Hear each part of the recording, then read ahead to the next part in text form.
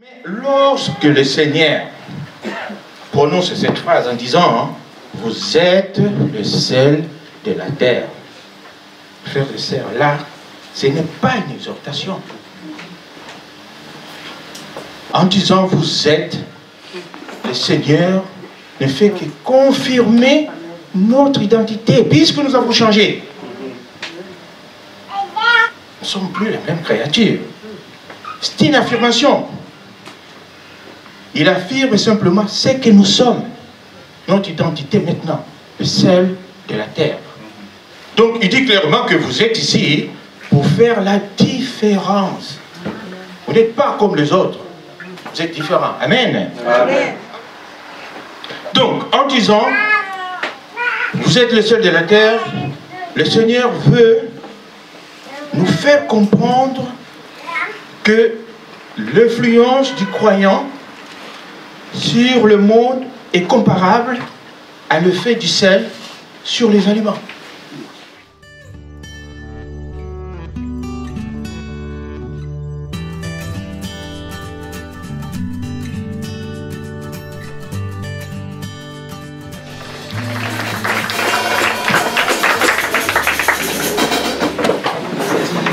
Bonjour. Bonjour. Ah, ça faisait longtemps. Gloire à Dieu, je suis là. Amen. Amen. On va laisser encore, mais on va essayer. Satan n'a pas de place ici. Amen. Amen. Amen. On va gagner le temps, frères et sœurs. Ça faisait longtemps et on a beaucoup à partager aujourd'hui. Et l'enseignement qu'on va partager, je voulais partager ça juste après le gala. Ça m'a fait quelque chose. Je dis, bon, c'est Dieu qui dirige. Alléluia. Amen. Prions. Père éternel, éternel tout-puissant, gloire à toi et gloire à celui qui est élevé. Père, nous prions pour que ta grâce nous renouvelle aujourd'hui. Encore.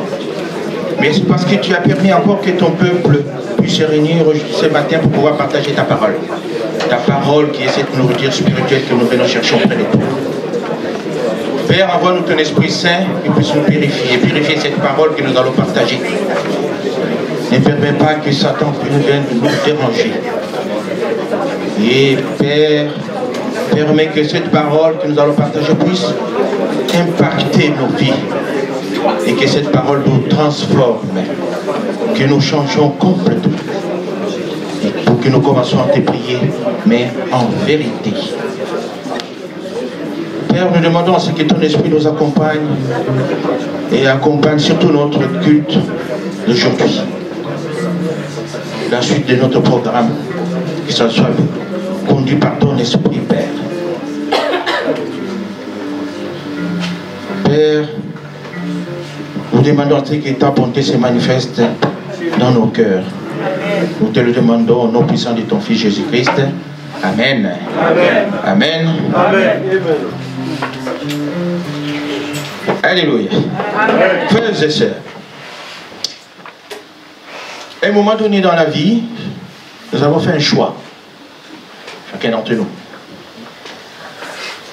On a choisi de suivre Jésus-Christ. On est passé par la conversion. Une fois converti, donc on a changé. Notre identité a changé.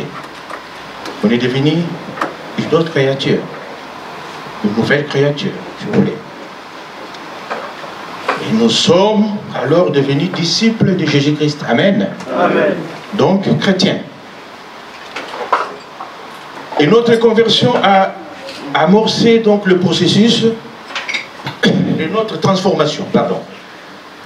Donc ce long processus a commencé. Ce que nous appelons le processus de croissance.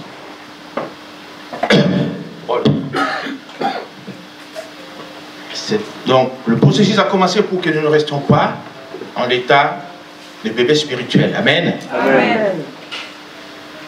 Donc tout comme un enfant, nous sommes passés de l'état de bébé à l'enfant, adolescent et puis adulte. Donc, en écoutant la parole et en lisant cette parole, Merci. Notre foi a grandi. Nous ne sommes pas restés bébés. Merci, merci. Donc, ainsi, nous avons grandi spirituellement. Parce que nous sommes des enfants de Dieu. Et grandissons spirituellement. Donc, cette croissance doit nous amener à la maturité pour que le caractère de Christ puisse se manifester en nous. Amen. Amen. C'est ça qui est très important pour les enfants de Dieu. Mais rappelez-vous, Dieu a un plan pour chacun d'entre nous. Et nous devons savoir que la croissance précède la faveur de Dieu. Nous demandons toujours la faveur de Dieu, mais il faut que nous grandissons spirituellement. Alléluia. Amen. Dieu, frères et sœurs, ne nous force pas, mais il préfère nous inviter. Donc il nous invite à participer à son projet qu'il a préparé pour nous. Il ne nous force pas la main. Il nous laisse notre libre arbitre de pouvoir choisir. Donc si nous sommes malléables, rappelez-vous, il est le potier. Donc malléable entre ses mains, à ce moment-là, il nous communique son plan. Amen. Amen. Il peut décider d'utiliser une personne en mettant un rêve, un désir dans le cœur de cette personne. Et au milieu, les gens ne comprennent pas. Qu'est-ce que cette personne a en tête de faire? Elle a réussi quelque chose. Il lui a mis un plan dans son cœur. Et on voit cette personne faire des choses que ceux qui sont tout autour ne comprennent pas. Mais seule cette personne comprend ça parce qu'elle a la foi. Elle a entendu peut-être la voix de Dieu. Alléluia. Amen. Des fois, ça prend du temps avant que ça se réalise. Mais son plan se réalise toujours. Amen. Amen. Alors, puisque nous avons grandi, en parenthèse spirituellement, et que le caractère de Christ se manifeste en nous maintenant. Donc, aujourd'hui, l'Évangile nous appelle à être témoins de Christ. Alors, frères et sœurs, Jésus s'adresse à nous aujourd'hui, comme il l'a fait autrefois. Rappelez-vous, quand il s'adressait à la foule composée des gens d'Israël et des disciples sur la montagne proche du lac de Galilée. Il nous dit aujourd'hui, vous êtes le sel de la terre. Alléluia. Amen. Vous êtes le sel de la terre. Et c'est le thème de notre enseignement d'aujourd'hui. Alléluia. Amen. Alors, je vous invite donc à prendre vos Bibles. Nous allons lire dans Matthieu 5, à partir du verset 13. Matthieu 5, 13. Je vais lire au nom du Seigneur. Vous êtes le sel de la terre. Mais si le sel perd sa saveur, avec quoi la lui rendra-t-on? Il ne sert plus qu'à être jeté dehors et foulé aux pieds par les hommes. Il continue, vous êtes la lumière du monde. Une ville située sur une montagne ne peut être cachée. Et on n'allume pas une lampe pour la mettre sous le boisseau, mais on la met sur le chandelier et elle éclaire tous ceux qui sont dans la maison. Continue. Verset 16. Que votre lumière luise devant les hommes, afin qu'ils voient vos bonnes œuvres et qu'ils glorifient votre Père qui est dans les cieux. Amen. Amen. Mais, frères et sœurs, avant ce message que Jésus vient de prononcer là, le Seigneur avait commencé par l'enseignement sur le vrai bonheur. Tout juste avant. Donc, toujours dans Matthieu, on revient un peu au chapitre 5, toujours au verset 1. On ne lira pas tout. Je vais faire la lecture. Matthieu 5, verset 1. Voyant la foule, Jésus monta sur la montagne. Et après qu'il se fut assis, ses disciples s'approchèrent de lui. Puis ayant ouvert la bouche, il les enseigna et dit: heureux les pauvres en esprit, car le royaume des cieux est à eux. Heureux les affligés, car ils seront consolés. Je saute, je vais directement au verset 12. Réjouissez-vous et soyez dans l'allégresse parce que votre récompense sera grande dans les cieux. Car c'est ici qu'on a persécuté les prophètes qui ont été avant vous. Amen. Amen. Vous serez persécutés, frères et sœurs. Ceux qui sont passés avant nous ont connu la même chose. Alors, le Seigneur termine en utilisant cette métaphore. Donc là, on revient au verset 13. C'est là qu'il est dit, vous êtes les seuls de la terre. Amen. Amen.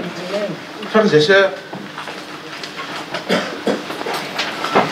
dans la Bible, nous trouvons plusieurs versets d'exhortation. Là, le Seigneur vient nous dire, vous êtes les seuls de la terre. Mais ce n'est pas une exhortation. Les exhortations, il y en a beaucoup dans la Bible. Ce sont des encouragements et même des commandements. En nous demandant peut-être d'être parfaits, bons, saints, compatissants. On a des exemples d'exhortation. Par exemple, dans Matthieu 5, comme au verset 48. Qui nous dit Matthieu 5, verset 48? Soyez donc parfaits comme votre Père Céleste est parfait. C'est une exhortation. Et dans Éphésiens 4, verset 32, il est dit, soyez bons les uns envers les autres, compatissants, vous pardonnant réciproquement comme Dieu vous a pardonné, comme Dieu vous a pardonné en Christ. On continue encore dans 1 Pierre 1, verset 16, il est dit, vous serez saints car je suis saint. Amen. Amen. Il s'agit bien des exhortations, frères et sœurs. Mais lorsque le Seigneur prononce cette phrase en disant, vous êtes le sel de la terre. Frères et sœurs, là, ce n'est pas une exhortation. En disant vous êtes, le Seigneur ne fait que confirmer notre identité, puisque nous avons changé. Nous ne sommes plus les mêmes créatures. C'est une affirmation. Il affirme simplement ce que nous sommes. Notre identité maintenant, le sel de la terre. Donc il dit clairement que vous êtes ici pour faire la différence. Vous n'êtes pas comme les autres. Vous êtes différents. Amen. Amen. Alors, je vous invite à faire un petit tour encore. Toujours dans Matthieu. Juste un petit rappel. Le Seigneur s'adressant à ses disciples. Rappelez-vous, il donnait une instruction à ses disciples avant de monter au ciel. C'était à l'ascension. C'est un verset qu'on connaît bien. Que lisons-nous dans Matthieu 28 au verset 18? Il est écrit ceci. Jésus étant approché, leur parlant ainsi. Tout pouvoir m'a été donné dans le ciel et sur la terre. Il dit, verset 19, allez, faites de toutes les nations des disciples, les baptisant au nom du Père, du Fils et du Saint-Esprit. Vous êtes passés par l'eau du baptême. Et enseignez-leur à observer tout ce que je vous ai prescrit. Et voici, je suis avec vous tous les jours jusqu'à la fin du monde. Amen. Amen. Frères et sœurs, laissez-moi voir un peu puisque je suis convalescent.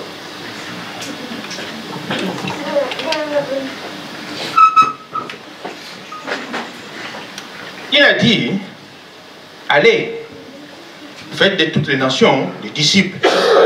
Et il termine en disant, et voici je suis avec vous tous les jours jusqu'à la fin du monde. Ces messages, frères et sœurs, s'adressent à nous aujourd'hui. Car nous sommes devenus des disciples de Christ. Un chrétien doit enseigner les autres à devenir disciples à leur tour. Il n'y a pas que les serviteurs de Dieu. Vous apprenez la parole de Dieu, vous méditez la parole de Dieu, donc vous êtes capable aussi d'enseigner aux autres. On n'attend pas que seulement les serviteurs. Quand vous faites vos réunions, c'est le moment de partager la parole que vous avez maîtrisée, que vous avez compris. Parce qu'en lisant la parole, du coup, cela rentre dans nos cœurs et on maîtrise ce qu'on vient de lire. On ne peut pas garder ça pour nous, on peut partager aussi avec les autres. Donc, frères et sœurs, sont appelés aujourd'hui chrétiens, ceux qui croient au Seigneur. Nous croyons au Seigneur, donc nous sommes des chrétiens. Et les chrétiens disciples. Alors, donc nous sommes des disciples comme il est écrit dans Actes, puisque si nous lisons dans Actes 11 au verset 26, qu'est-ce qu'il est écrit? Ce fut à Antioche que pour la première fois les disciples furent appelés chrétiens, rappelez-vous. C'est-à-dire chrétiens aujourd'hui. Donc, en disant, allez, faites de toutes les nations des disciples, c'est un testament spirituel. Ce message de Jésus-Christ, c'est un testament spirituel, frères et sœurs. Cela veut dire, à vous de faire la même chose après. Vous avez appris la parole de Dieu, apprenez ça aussi aux autres. Partagez avec les autres. Alléluia. Amen. Alors, revenons maintenant à notre texte du jour. Matthieu 5 au verset 13. Que dit ce texte? Jésus dit, vous êtes le sel de la terre.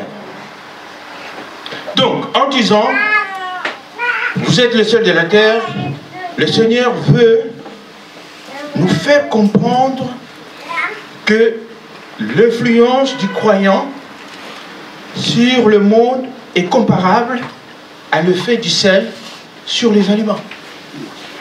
Qu'est fait le sel sur les aliments? Alors, qu'est-ce que veut dire ces paroles, vous êtes les sel de la terre? Donc, si nous revenons dans l'Ancien Testament pour aller faire un peu un tour encore, frères et sœurs, les gens associaient le sel à la pureté. Tout ce qui est pur. Le sel qui est tout blanc était considéré comme quelque chose de pur. Amen. Amen. Donc, le sel était aperçu comme une chose, comme des choses les plus pures, en fonction de sa couleur blanche. Donc, il était utilisé comme don au Dieu dans les sacrifices selon la tradition juive. Parce que dans la tradition juive, à chaque fois qu'on allait devant Dieu pour pouvoir offrir, il fallait mettre un peu du sel pour accompagner donc les offrandes en question. Bon, ce sont des traditions de l'époque. Maintenant, quand on donne les offrandes, on ne met plus du sel. Donc, le sel, à l'époque, même jusqu'aujourd'hui, permettait à l'aliment de se préserver. Comme à l'époque, il n'y avait pas de frigo. On utilisait le sel pour pouvoir garder un peu la nourriture un peu longtemps, surtout la viande. Mais la plus grande qualité du sel est le fait qu'il assaisonne et donne du goût à la nourriture. Rappelez-vous, quand on est malade et que le médecin dit vous ne mangez plus du sel, ce n'est pas agréable. Le sel donne du goût. Donc ça, le sel, la nourriture n'a pas de goût, c'est fade. Et le Seigneur nous compare à ça, le sel.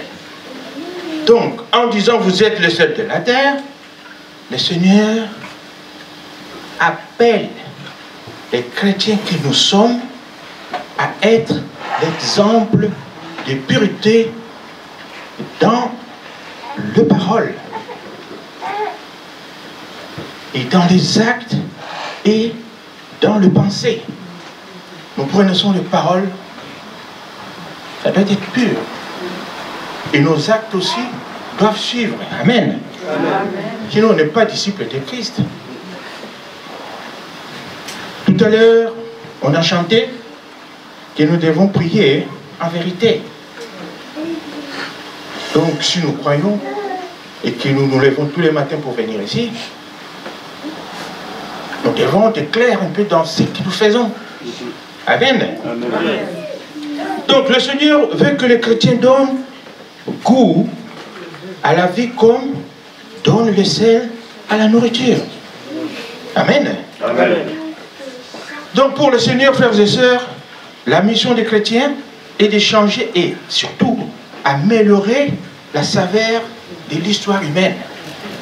Nous devons changer notre entourage, les gens qui nous entourent, ceux qui vivent autour de nous. Amen. Et comment alors? Par notre foi, notre espérance, notre amour, par notre intelligence, notre créativité. Je vous ai vu les enfants créer des choses que nous, on ne croyait même pas. Vous avez fait quelque chose, et vous savez bien, c'était votre gala. Je me disais, ils sont complètement... Mais ces enfants-là, continuez, ils avaient quelque chose dans la tête. C'est ça que le Seigneur veut.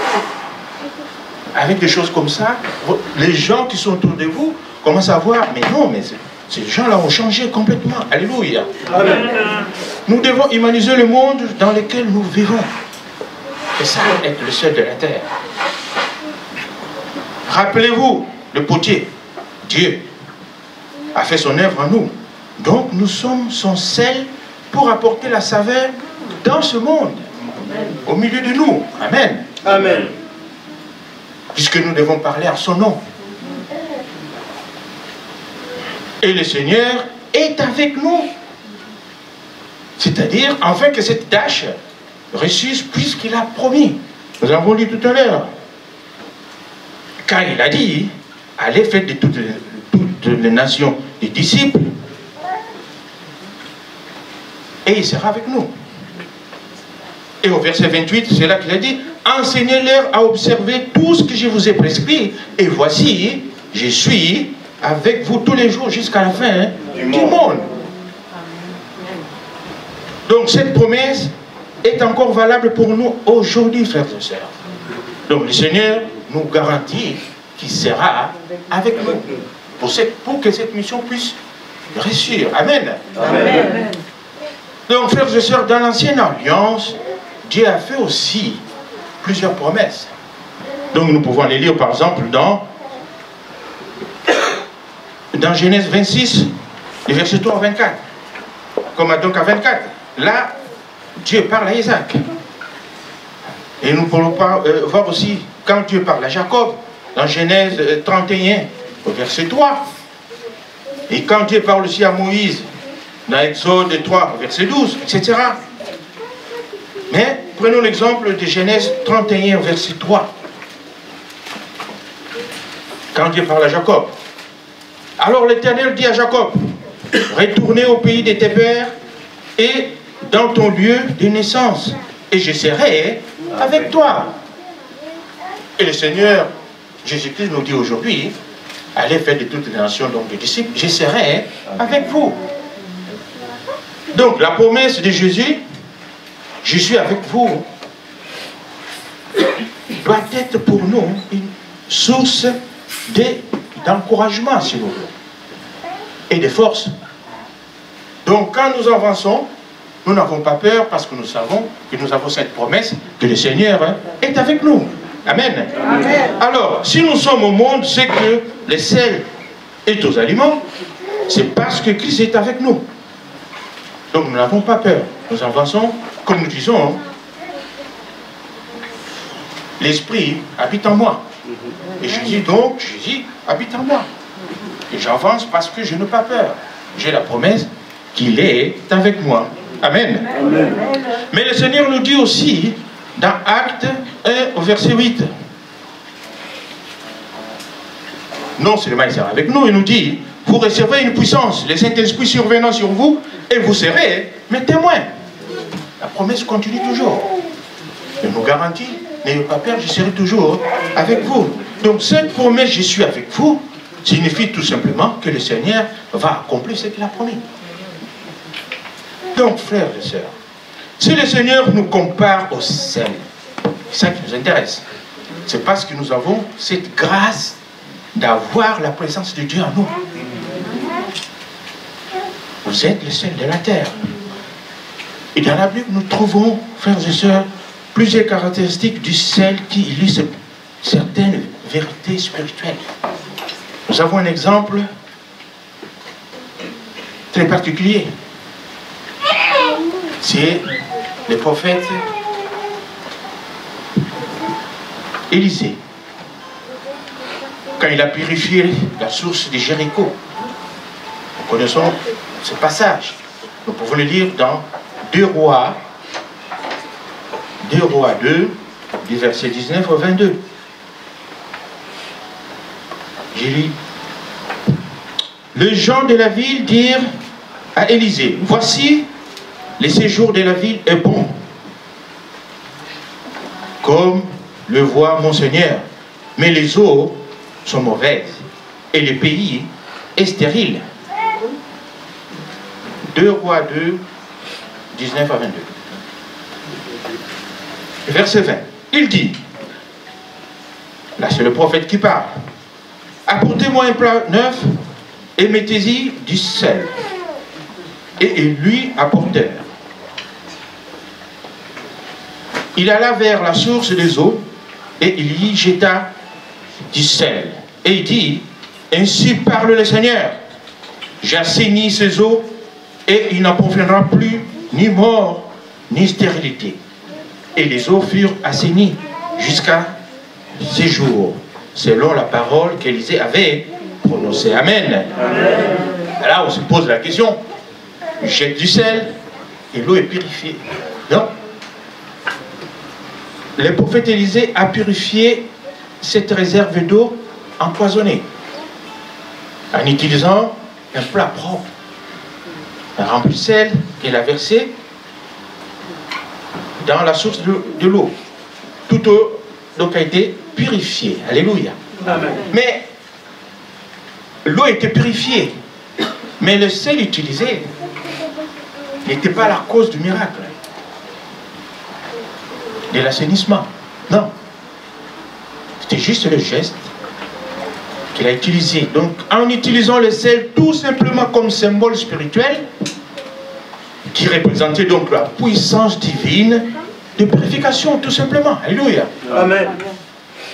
Donc, le sel utilisé par Élisée, frères et sœurs, représente l'évangile de pureté et de sainteté. Amen. Amen. Et ce plat propre représente le serviteur de Dieu purifié par le sang de Christ, qui prêche un évangile pur. Amen. Amen. Donc aujourd'hui, frères et sœurs, à notre tour, l'évangile nous appelle à être le sel de la terre, donc témoins de Christ. Mais le Seigneur, qui nous compare donc au sel, nous parle un moment d'une anomalie. On est dans Matthieu. Il parle donc d'un moment d'une anomalie. Il dit que le sel peut aussi perdre sa saveur. Si on continue la lecture de notre texte du jour, Matthieu 5, à partir du verset 13, on continue. Je vais le lire. Il dit, dans ce cas, le Seigneur dit, il est juste bon à être jeté et foulé aux pieds. Comme il est écrit aussi dans Marc. On va prendre ce qui est écrit dans Marc. Qui dit Marc 9 au verset 50. Le sel est une bonne chose, mais si le sel devient sans saveur, avec quoi l'assaisonnerez-vous? Ayez du sel en vous. Ayez du sel en vous-même et soyez en paix les uns avec les autres. On ne va pas être le sel du monde et puis être en conflit permanent avec les autres. On ne peut pas dire je suis le seul du monde en foutant la pagaille toujours dans la famille et puis voire même dans la famille chrétienne, dans l'église. On n'est pas le seul du monde. Et tu n'es pas non plus disciple de Jésus-Christ. Amen. Amen. Et tu ne pries pas en vérité parce que tu viens juste pour foutre la pagaille dans la maison de Dieu. Et tu le sais bien, qu'est-ce que tu fais? Ça ne marche pas. Alléluia. Frères et sœurs, le Seigneur nous fait comprendre que bien que nous soyons le sel de la terre, nous pourrions nous trouver dans une situation où notre vie ne reflète plus ce qu'elle était avant.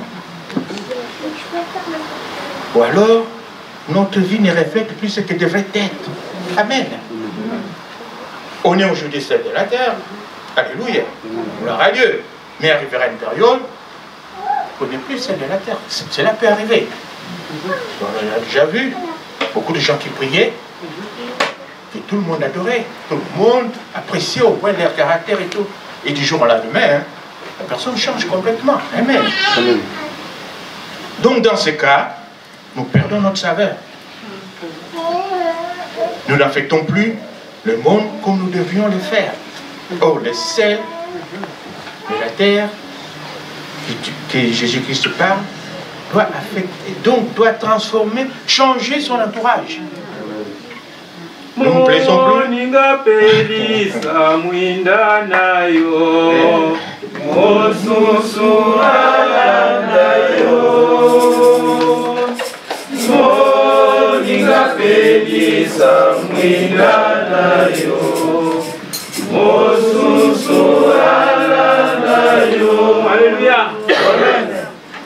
Merci mon frère.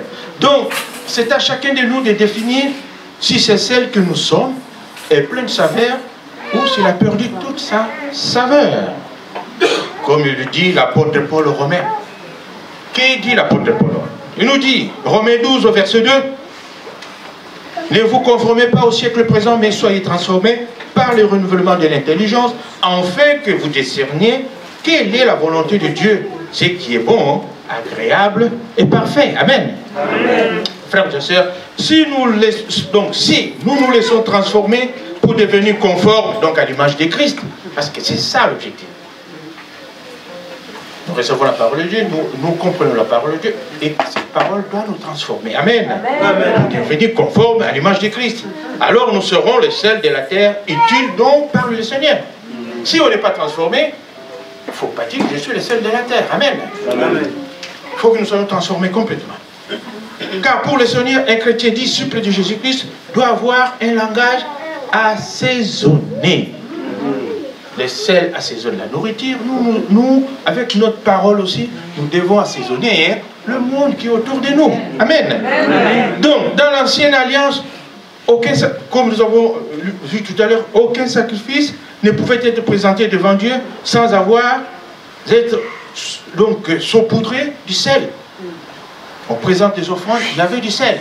Et nous, quand nous parlons, il faut qu'il y ait du sel dans notre langage. Alléluia. Amen. Donc, du sel devait être ajouté dans toutes les offrandes.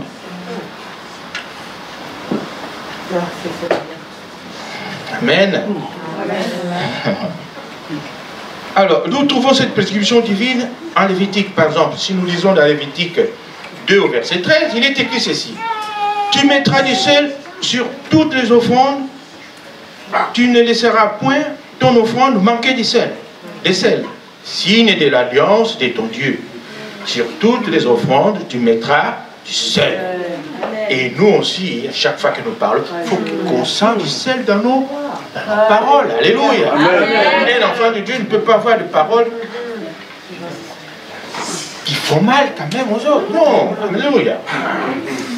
La sainteté et la pureté, symbole, et qui est symbolisé donc par le sel, doit accompagner les offrandes présentées à Dieu. Et nous, de la même façon, quand nous parlons, il faut que le sel puisse accompagner au point nos paroles. Alléluia. Amen. Mais dans la Nouvelle Alliance, frères et sœurs, le Nouveau Testament répand aussi les thèmes du sel et il l'applique à la vie courante.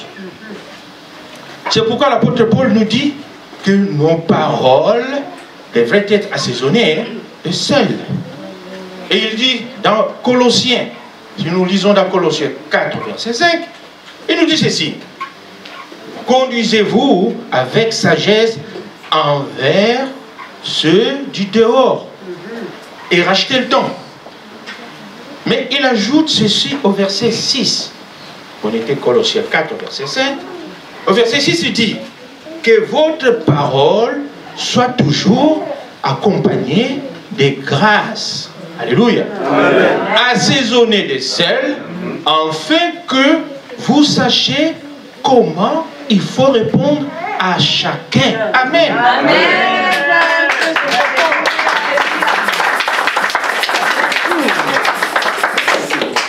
Frères et sœurs, un chrétien qui se dit disciple de Jésus-Christ dont la vie est assaisonnée de sel, possèdent une pureté qui les distingue du reste de la société. Puisque nous avons été transformés, nous avons changé, on ne peut pas garder le même caractère qu'avant. C'est ce que nous avions avant. Donc il dit, vous êtes une nouvelle créature. Tout commence à la conversion. Donc le sel que nous sommes symbolise la sagesse divine. Donc tout ce qui sort de notre bouche doit servir à l'édification de ceux qui nous écoutent. Il faut qu'il y ait du sel à chaque fois. Car la qualité de notre vie dépend en grande partie des paroles que nous prononçons régulièrement sans en être conscients. Nous prononçons des paroles sans en être conscients. Mais donc la qualité de notre vie dépend de ça. Et ceux qui sont dehors, façon de parler, ceux qui ne se disent pas enfants de Dieu, nous surveillent, nous regardent. Qu'est-ce que c'est cet enfant de Dieu avec sa façon de parler, qui n'arrête pas de critiquer les autres? Il prend son téléphone, regardez ça, surtout qu'ils ont mis le téléphone temps illimité. À l'époque, encore ça, on payait. Donc, on veut dire, hey, je raccroche, mais là, on ne paye pas. Alléluia. Mais Dieu nous appelle à influencer notre entourage de la même façon que le sel agit sur les aliments. Amen. Amen. Amen. Donc, frères et sœurs, si nous avons une bonne conduite, c'est-à-dire en agissant comme les sels, c'est-à-dire que votre douceur, comme il est écrit dans Philippiens 4, verset 5, que votre douceur soit connue de tous les hommes. Alors, le cœur fermé dans notre entourage, ceux qui ne viennent pas prier, s'ouvriront à Dieu. Comme nous pouvons le dire aussi dans 1 Pierre 2 au verset 12. Ayez au milieu de païens une bonne conduite, afin que là même où ils vous calomnient, comme si vous étiez des malfaiteurs, ils remarquent vos bonnes œuvres et glorifient Dieu au jour où il les visitera. Parce que Dieu peut visiter aussi ceux qui sont là, mais qui vous critiquaient avant. Alors, mais, nous le savons, Dieu seul sait le moment exact pour visiter un cœur. Amen. Nous sommes là, les gens regardent et commencent à changer. Mais il sera visité par Dieu quand nous ne savons pas. Frères et sœurs, nous sommes les seuls de la terre. C'est le Seigneur qui l'a dit. Il affirme notre identité. Mais pour que notre influence demeure, nous devons nous assurer de ne pas perdre notre salinité. Donc lisons un passage qui se trouve dans Luc 14, les versets 34 à 35. Il apporte les paroles de Jésus. Lui qui apporte la parole de Jésus. Il est écrit ceci. Oui, c'est une bonne chose que le sel. Mais si le sel lui-même perd sa saveur, avec quoi la lui rendra-t-on? Parce que nous disons ici dans Marc. Et Jésus conclut en disant ceci, au verset 35, il n'est bon ni pour la terre, ni pour le fumier. On le jette dehors. Amen. Amen. Celui qui a des oreilles pour entendre, qu'il entende. Ça, c'est Jésus qui l'a dit. Que celui qui m'écoute, c'est-à-dire, donc, il avait dit que celui qui m'écoute, prête attention à mes paroles, tout simplement.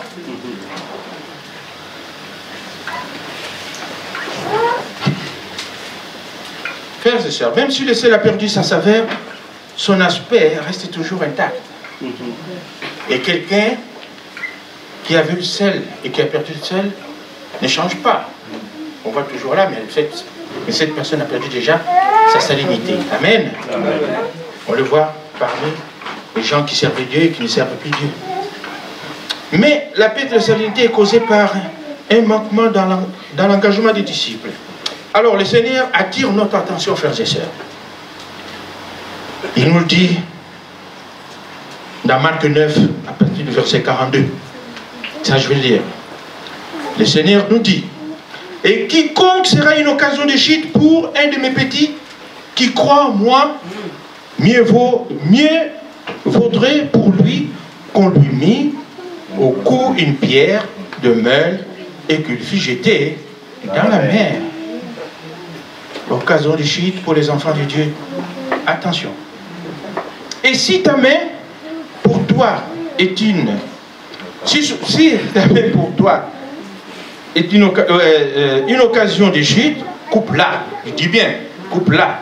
Il vaut mieux pour toi d'entrer estropié dans la vie que d'avoir le deux mains et d'aller dans la géhenne, dans le feu d'inextinguible. Oh là là où l'air vert ne meurt pas et où le feu ne s'éteint pas. Et si ton pied est pour toi une occasion de chute, coupe-le. Il vaut mieux pour toi d'entrer boiteux dans la vie que d'avoir les deux pieds et d'être jeté dans la géhenne, dans le feu d'inextinguible. Là où l'air vert ne meurt pas et où le feu ne s'éteint pas. Et si ton œil est pour toi une occasion de chute, arrache-le.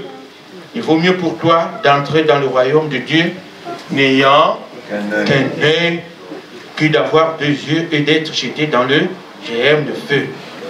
Là où l'air vert ne meurt pas et où le feu ne s'éteint pas. Et au verset 49, le Seigneur dit,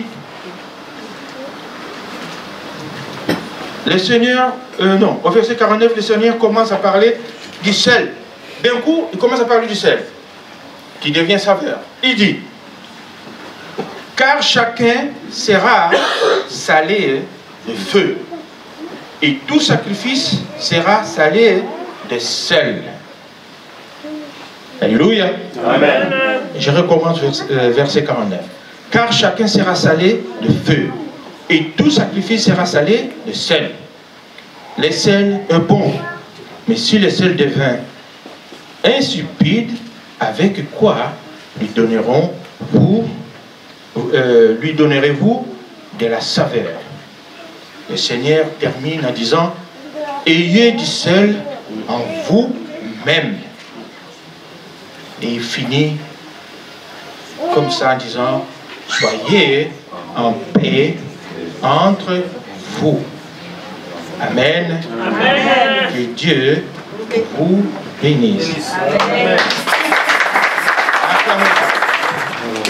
Merci Père d'avoir permis encore à ton peuple de pouvoir se réunir et de partager cette parole. Père, fais sorte que cette parole que nous venons de partager impacte nos vies et nous transforme pour que nous devenions le sel, comme il dit ton Fils Jésus-Christ, le sel de la terre. Que nos paroles soient bien assaisonnées et que ça ne puisse pas faire du mal aux autres, mais que les paroles qui sont de nos bouches puissent transformer ceux qui sont aux alentours de nous. Père, merci encore de nous avoir permis cette occasion de pouvoir partager ta parole. Nous te le demandons, grâce à toi, gloire à Dieu, gloire à toi, Éternel Tout-Puissant.